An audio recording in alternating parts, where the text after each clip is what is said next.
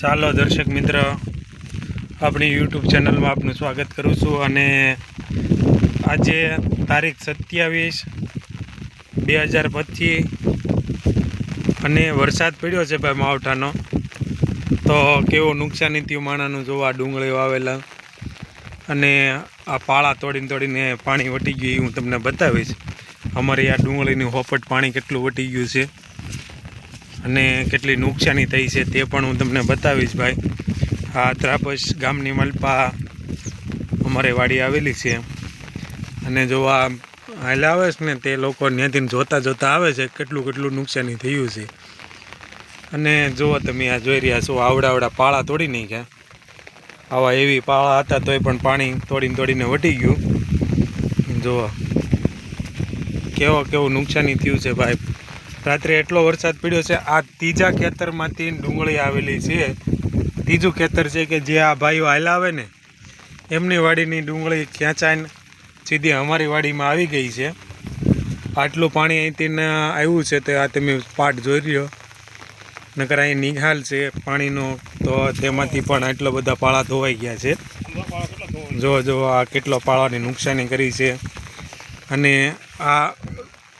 આ બધું પાણી આપણે પેલી બાજુથી આવેલું છે. આ લોકો જોતા હોય છે તો ભાઈ કેટલું નુકસાની હતું ત્યાં. બહુ ધોઈ નહીં કે ને. હા, તમારો રોપની ડુંગળી આવી છે ને ભાઈ. આ અમારા પ્રદીપભાઈની એની ચોપાણેલી છે. આ એક વાડી મૂકીને આગલી વાડીમાં જોવા જઈએ. આ બધું ખોદી નાખ્યું ભાઈ. એટલું બધું કે પાણીની નુકસાની કરી છે પાણીએ. અને આ અમારી હોપટ ડુંગળીની માલપા અમારે 1 નંબર ડુંગળી ઊભી હતી ભાઈ. તો આ ડુંગળીની માલપાથી પાણી વટી ગયું છે. તો આ રીતના કેટલું નુકસાની કર્યું છે તો તમે જોઈ શકો છો. અને હજી આપણે ઓલા શેડે જઈએ છીએ તપાસ કરવા, તો હું તમને બતાવીશ કે ભાઈ કેવું. તો જો આ પાણીનો નિહાર હતો, પણ પાણી તોય તે ભાઈ પાણી એટલું જ પીડ્યું છે કે વાત પૂછોમાં. એટલે જમીનમાં વાડીની મલપાથી પાણી વટી ગયું. અને આ નિહારની બાજુમાં થઈને આમને પાણી જતું હતું, પણ તોય તમે ઓવાળ જોઈ શકો છો. ઓવાળમાં ખબર પડી જાય કે ભાઈ કેટલું પાણી આવેલું હતું. તો આ સામેની સાઈડ પાણી દેખાય ને ઊંડાણે એટલું છે જો.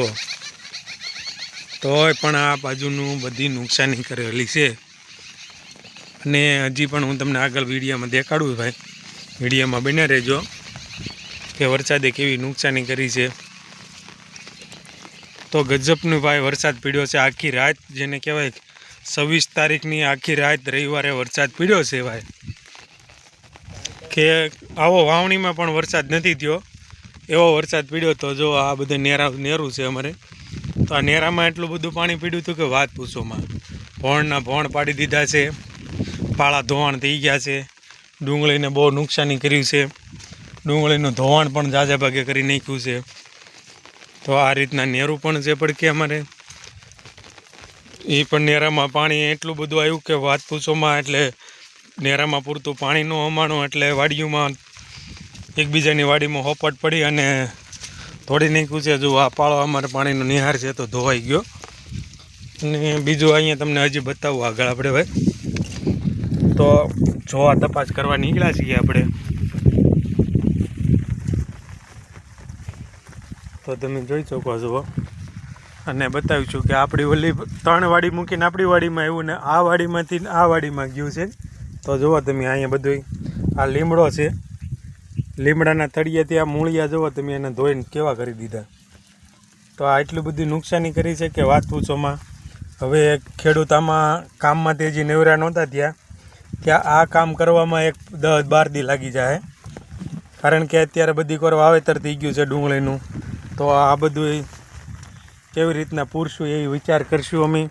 કેમ કે અહીંયા જીસીબી લવાય એવું નથી, એટલે ટ્રેક્ટરથી પૂરવી પડશે માટી ભાઈ. અને જો આ ડુંગળીનું હોપટ પાણી વટી ગયેલું છે.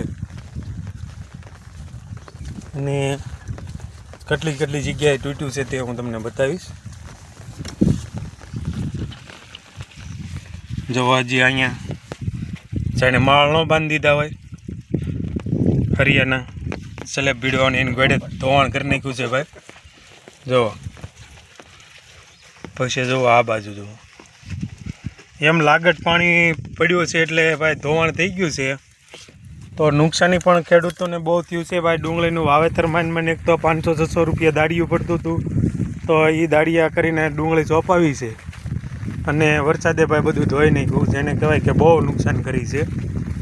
તો આપણે વિડીયો અમને સારો લાગે તો લાઈક કરજો, શેર કરજો, અને વરસાદ આવે તો આગાહી પ્રમાણે બધાએ સુવિધા કરવી કે ભાઈ શું થાય એ પહેલાં આપણે સુવિધા કરી નાખવી જોઈએ. જોવો તમે આ કેટલો આખો પાળો ઠેઠથી ધોવાણ થતો એવો છે. તો લાગટે આ રીતના નુકસાની થાય પહેલાં આપણે પણ સગવડ કરીને રાખવું. ઘણા ખરાના રોપ કળીના હતા, રોપ લીલા ઊભા હતા, એ બધા ફેલ થઈ ગયા છે. જો શીંગું તણે પાળે ચડી ગયું છે. તો આ રીતના આગાહી પ્રમાણે હાવ સામાન્યને આગાહી ન ગણવી ભાઈ.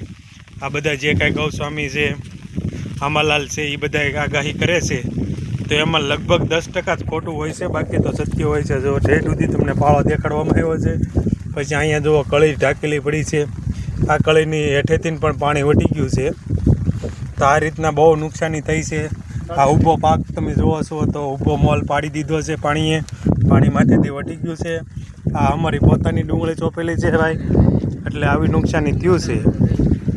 તો સૌ મિત્રોને રામજીભાઈ વાળાના જય ગોપનાથ મહાદેવવાલા.